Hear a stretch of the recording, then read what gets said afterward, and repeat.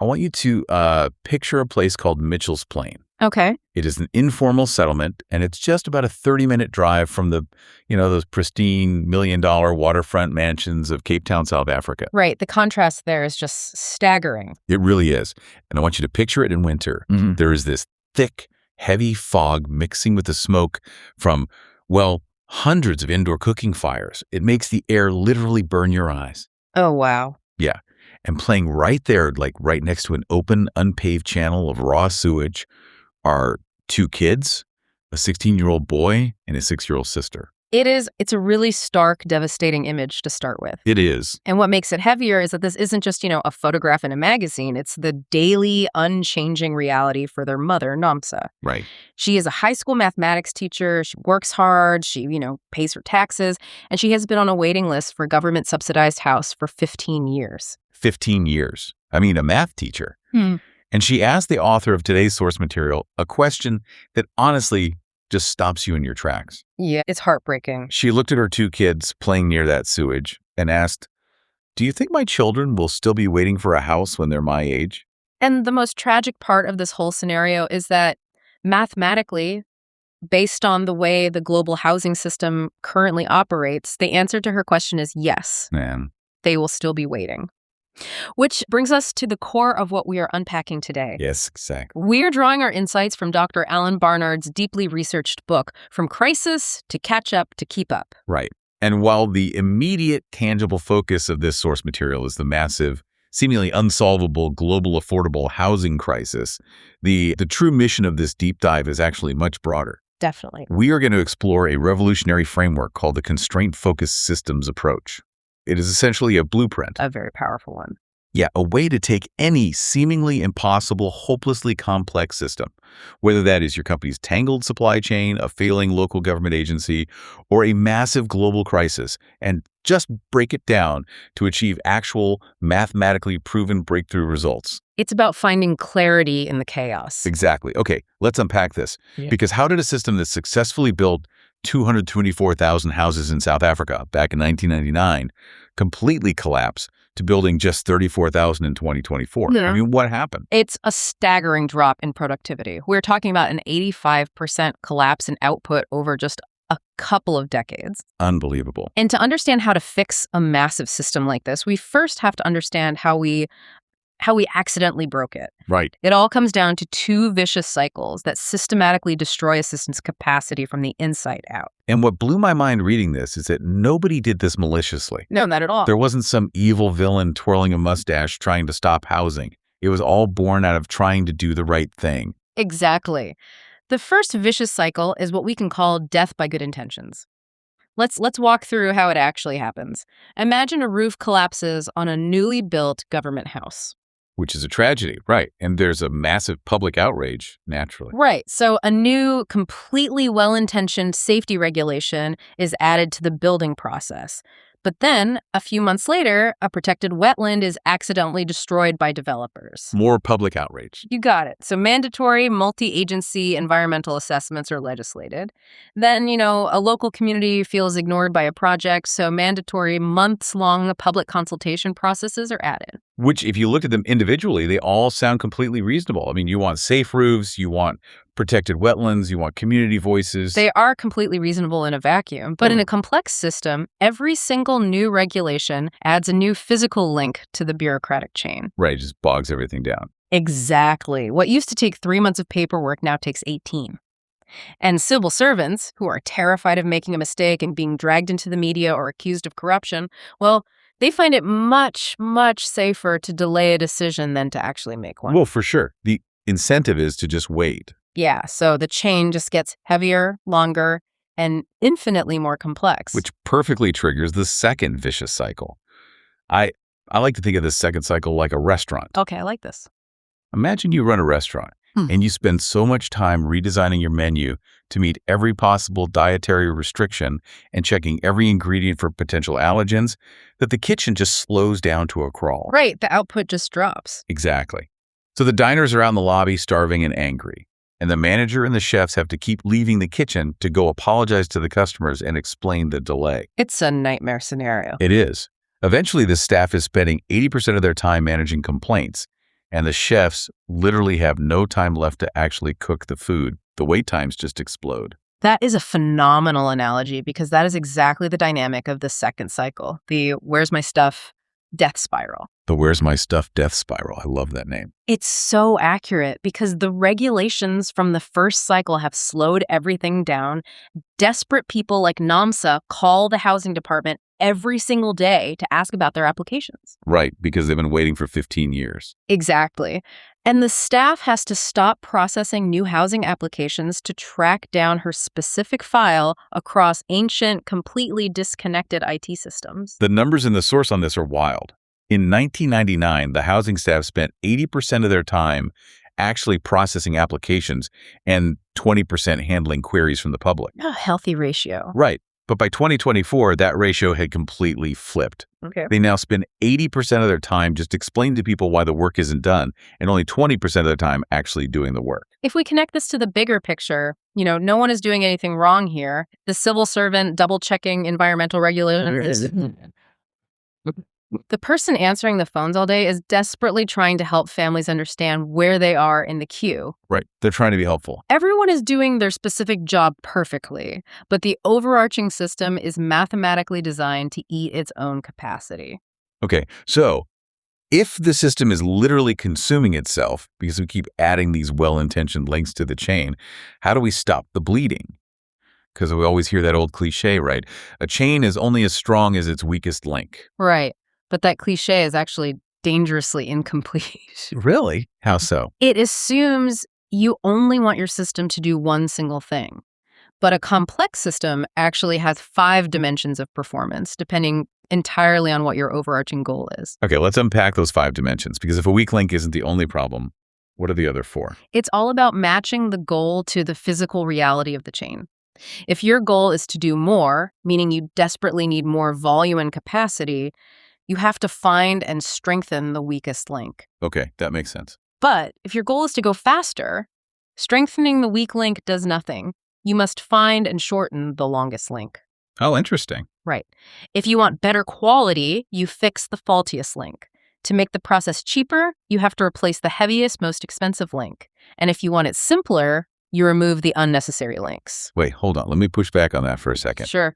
If I'm the government Yeah. and I strictly focus on more, just building as fast and as much as possible to clear a 15-year backlog, don't I end up with those terrifying Soviet-style concrete blocks that start collapsing in 10 years? That is the fear, yes. Right, like you can't just ignore quality or cost. Shouldn't a good system try to optimize all 5 of those things at once? That is the exact universal instinct that guarantees system failure. Wait, really? Guarantee? Yes, think of it like basic physics. Imagine a heavy block sitting on a table.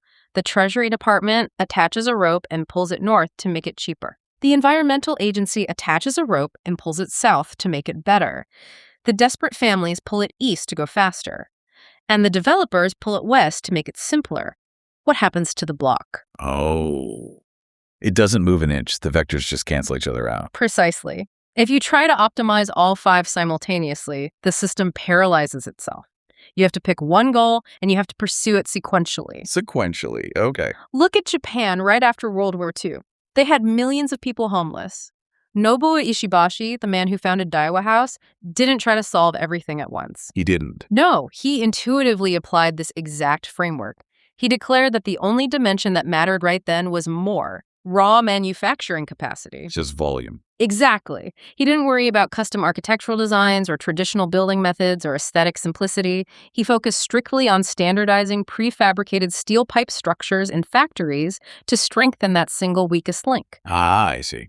Only once they had achieved massive volume did they pivot to focus on better quality or cheaper materials. Okay, so you have to establish a strict hierarchy of needs for this system and stick to it even when people complain about the other 4 dimensions. Exactly. You need incredible discipline. Okay, so let's say you're a leader and you make the hard call. You tell your team, right now, we desperately need more capacity. That is our only goal. How do you actually find the specific bottleneck hiding in this massive sea of thousands of daily problems? You have to become what the source calls a bottleneck detective. A bottleneck detective. Yes. And it requires brutal discipline. Let's look at a fascinating case study the author provides of a coal mine in South Africa. Okay, let's hear it. They were facing total disaster, a massive production backlog, imminent closure, and the threat of thousands of layoffs. They were producing 3 million tons of coal but needed to hit 12 million just to survive. Wow, so they needed a massive jump. Huge jump. So the management team did what management always does. They panicked and launched over 100 different improvement initiatives simultaneously. I want you, the listener, to think about your own workplace right now. Think about the dozens of task forces, the cross-departmental committees, the, new software rollouts, the optimization initiatives, draining your budget and your attention. How many of them are actually solving your primary bottleneck? In the case of that coal mine, when they rigorously analyzed those 100 initiatives through the lens of constraint theory, they found that only 5 of them would actually increase the tons of coal produced. Only 5 out of 100. Just 5. The other 90-plus initiatives were trying to make the mine safer, or the IT network faster, or the HR processes simpler. Which are great things. They're great things, but they did absolutely nothing to solve the immediate existential crisis of capacity. So they had to do the absolute hardest thing in corporate culture. They had to look at 90 well-intentioned projects and freeze them. They did. They froze them. They freed up all that budget, all that mental bandwidth, and all that management attention. That takes guts. It really does. And once they focused entirely on those 5 constraints, they deployed a breakthrough psychological tool. It's a specific question designed to solve constraints. Oh, the magic question. Yes. When a manager looks at a goal and says, a 50% increase in production is impossible, you don't argue with them. You simply ask, it's impossible, unless... Here's where it gets really interesting. I was digging into the psychology behind this. When you are asked to do the impossible, your brain's amygdala essentially triggers a threat response. Right, fight or flight. Exactly. Your cognitive closure kicks in to save energy. You just shut down.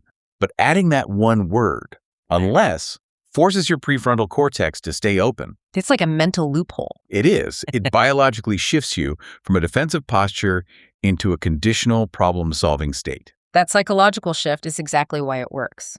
Let's look at a vivid example of the unless question in action, this time regarding a massive waste management crisis in Lusaka, Zambia. The physical reality was grim. The city desperately needed to collect 1,000 tons of waste daily just to maintain basic sanitation, but they were only successfully collecting 200 tons. So a fifth of what they needed. Yes. The streets in the informal settlements were literally choking on garbage. Raw sewage was overflowing because drains were blocked with trash, and it was causing a severe cholera crisis. And naturally, when you see a lack of waste collection, everyone's first assumption is a physical constraint.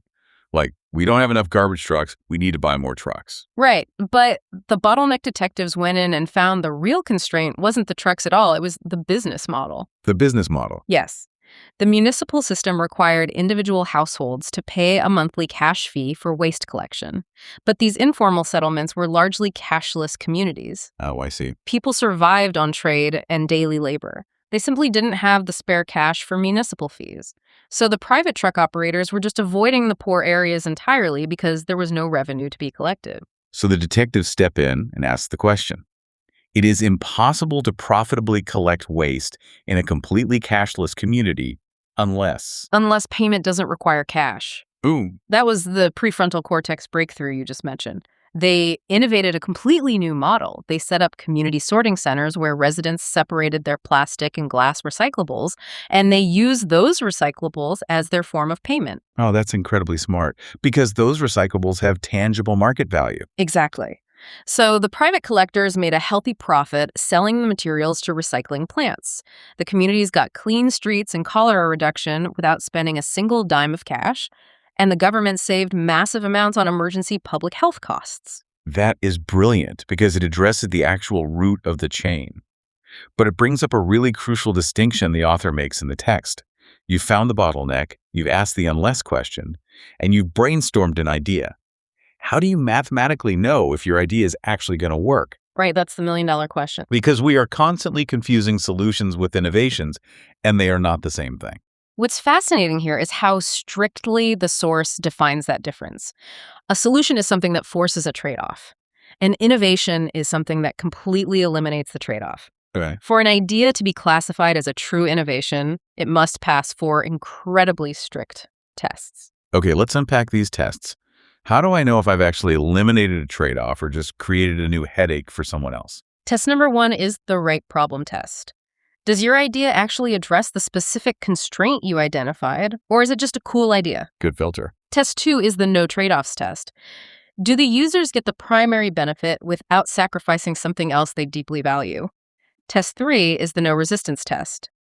Is the idea so intuitively beneficial that people naturally embrace it without being legislated or forced to adopt it? That's a high bar. It is.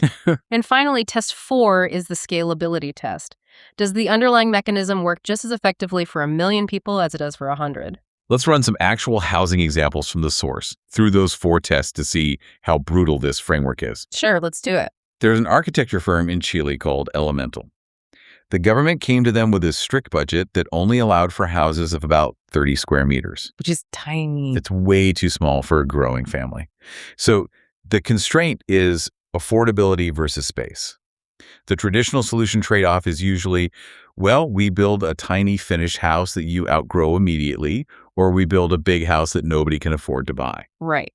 But Elemental deployed the framework. They asked, it's impossible to build adequate, spacious houses with half the budget unless you only build half a house. Exactly. But crucially, the right half. Right, the structural expensive half. They used the government budget to build the hard structural components, the reinforced foundation, the complicated plumbing, the waterproof roof, the electrical grid. The stuff that requires serious engineering. Exactly. And they deliberately left the rest of the structure as a safe, empty shell for the families to finish themselves over time, using their own labor as they acquired the money. It's brilliant. It passed all 4 tests flawlessly. Yes. It solved the right problem of budget. It eliminated the trade-off between cost and final space. It faced no resistance because families loved the agency of customizing their own homes. And because the core structure was standardized, it scaled globally. Now, compare that massive success to another highly publicized company mentioned in the text called Boxable. Ah! On paper, Boxable sounds incredible. They build soldable, factory-manufactured houses that can be shipped on standard highways like shipping containers and then physically unfold on-site in a matter of hours. It's a very cool concept. They're producing one house every 90 minutes off their assembly line. I mean, it sounds like the ultimate silver bullet. It's affordable, it's lightning fast. The factory setting ensures high quality. I've seen the videos online. People are obsessed with them. And because of that, it passes the first 3 tests beautifully. It solves a real problem, eliminates major trade-offs, and has massive demand with no resistance. Right. But at the time the source was written, Boxable was hitting a massive wall with the 4th test, scalability. They had built under 1,000 units, but they were sitting on a backlog of over 200,000 orders. But wait, Boxable has millions of dollars in backing. Why doesn't massive capital automatically solve the scalability test? Like, are we funding things the wrong way? That's exactly the issue. Capital doesn't bend the laws of physics or local zoning laws. Their constraint isn't just money. It's the physical reality of building enough massive factories globally, navigating thousands of completely different municipal zoning codes, and, the sheer logistical nightmare of transporting wide loads across every highway in the world. Oh, man. Yeah, transporting houses on highways. Throwing capital at the company doesn't instantly solve those physical bottlenecks. Unless they can innovate past that scalability constraint, it remains a brilliant prototype that hasn't fully met the global crisis. Which means governments and philanthropists shouldn't just spray their budgets at any idea. That sounds cool. Definitely not. They need to act strictly as bottleneck detectives. They should use push funding, like upfront research grants, specifically to help innovators solve those exact scalability bottlenecks. Yes, very targeted. And they should use pull funding, like guaranteed government purchase contracts, to reward the innovations that actually prove they can pass all 4 tests. Precisely. But I know what the listener might be thinking right now. That's that. It's one thing to apply this elegant framework to a single architecture firm or one coal mine or a startup. But what about a massive, deeply entrenched, highly political government bureaucracy? Yeah. People are probably thinking, this is great theory, but it will never survive the real world of politics. And that very real skepticism leads us directly to Kristen Cox in the state of Utah. What she pulled off is genuinely staggering. She led Utah's state government to achieve a 25% productivity improvement. Which is massive in the public sector. Huge. And she didn't just do it in one isolated, easy agency. She executed this across 24 different government agencies simultaneously, and she did it in under 12 months. 24 agencies. You really have to wrap your head around the complexity of that. You are talking about the Department of Motor Vehicles, the Environmental Quality Boards, the Prison Rehabilitation System. How do you even measure success across departments that do completely different things? You can't compare a renewed driver's license to a rehabilitated inmate. You can if you unify every single department under a single overarching mathematical metric called TQOE. TQOE. Right. That stands for throughput times quality divided by operating expense. Let's break down how the math actually works. Throughput is your raw volume. Say the DMV processes 1,000 licenses. Okay, got it. Quality is a percentage. Say 95% of those licenses were processed perfectly without errors. So 1,000 times 0.95 gives you 950 effective units.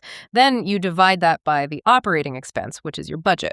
So it generates a universal efficiency score. Exactly. It doesn't matter if you are processing 1,000 licenses at 95% quality or rehabilitating 100 inmates with an 80% success rate. The math strips away the specific tasks and just measures if the agency is generating more value, better results, and for cheaper costs. It creates a universal language for the entire state government. But the real secret sauce of the Utah miracle wasn't just a clever math equation. It was how they fundamentally restructured the human beings involved. The people part is always the hardest. Always. They realized that telling 24 different agencies to just work together and figure it out just creates endless meetings and chaos. So they implemented a strict one-team approach, but they split that team into two entirely distinct functions. Right. First, you have the core team. Think of them as the strategic brain of the operation. Yeah. It's a very small, highly insulated group of senior leaders with real authority mixed with outside systems experts. Yes. Their only job is to figure out what needs to change and why. They act as the bottleneck detectives. They identify the constraint, and they run political interference to clear the path. But here's the key. They are explicitly forbidden from actually implementing the changes themselves. That separation is vital. The actual implementation is handed completely over to the implementation teams. This is the operational muscle. These are the department heads, the frontline staff working the DMV counters, the people who actually touch the system every day. The ones who really know how things work. Exactly. Their job is figuring out exactly how to do it. The core team points at the map and says, here is the exact bottleneck we must fix. And the implementation team says, understood. Here is how we change the workflow on the ground to fix it. And if we look at where this is heading right now, there is a fascinating, almost sci-fi new teammate joining these operational teams, AI. But not just the chatbots we're used to. No, the source highlights a much deeper application. They discuss AI agents currently being deployed in South Africa that don't just mindlessly process building permits. They actually monitor drone footage of construction quality in real time and predict which specific citizens are statistically likely to need financial support before they even apply. That's wild. It is. But the most profound advancement is something called TOM, the Tacit Object Modeler. Tom blew my mind. Yeah. Because the hardest part of training new staff is transferring the gut instinct of your best veteran employees. Exactly. Tom is designed to learn that tacit knowledge, the stuff experts know but can't easily explain. Think about a 30-year veteran building inspector. They might be given a 30-point official checklist by the government. Sure. But through decades of hard-won experience, that inspector actually makes their final decision based on just 3 critical, unspoken visual patterns that aren't on the checklist at all. Right. They just know what a bad foundation looks like intuitively. Right. So Tom shadows the human expert. It monitors their eye tracking, their click paths, the data points they linger on versus the ones they skip. It learns those unspoken shortcuts and hidden patterns. Whoa. And once it understands that tacit intuition, it democratizes it across the entire department. It essentially gives a first-year rookie the gut instinct of a 30-year veteran. It's an intelligence amplifier, not a replacement. So what does this all mean for us? If we zoom all the way out and synthesize everything Dr. Barnard is giving us in this deep dive, it really boils down to 5 sequential steps to move any system from crisis to keep up. It is a phenomenal blueprint. Step 1 is one goal. You have to pick your primary dimension, more, faster, better, cheaper, or simpler, and ignore the rest for now. Makes sense. Step 2 is one constraint. Find the specific physical bottleneck limiting that goal. Step 3 is one innovation. Ask the unless question to eliminate that constraint without creating new trade-offs. Step 4 is one plan. Sequence your actions carefully. Do not launch 100 initiatives at once. And finally, step 5 is one team. Strictly separate your strategic brain from your operational muscle. I want to ask you, the person listening to this right now, directly. What is the unless for the impossible problem you are facing in your life or your career today? We all have that one constraint, that one bottleneck we've just accepted as an unchangeable law of nature. It's time to stop saying, one day I'll fix this, and start saying, this is day one. This raises a profoundly important question, though, about the true cost of waiting to act. Because while we delay, the math of the real world continues. There is a mathematical reality we have to face called the Rule of 70, which dictates the terrifying speed of exponential growth. Okay, lay it on us. If global urbanization grows at just 3.5% a year, a city's population doesn't just increase, it completely doubles every 20 years. And doubling doesn't just mean twice as much of what we already have. No, it doesn't. Because of the sheer velocity of exponential growth, what doubling actually means is that in the next 20 years, your city will consume more natural resources, require more infrastructure, and need to build more houses than the sum total of all its previous history combined. That is just staggering. The crisis isn't sitting still waiting for us to figure out our spreadsheets. So the question we have to leave you with is this. What happens to your city when it is forced to build more in the next 2 decades than it did in the last 2 centuries, and the chain we rely on is already broken?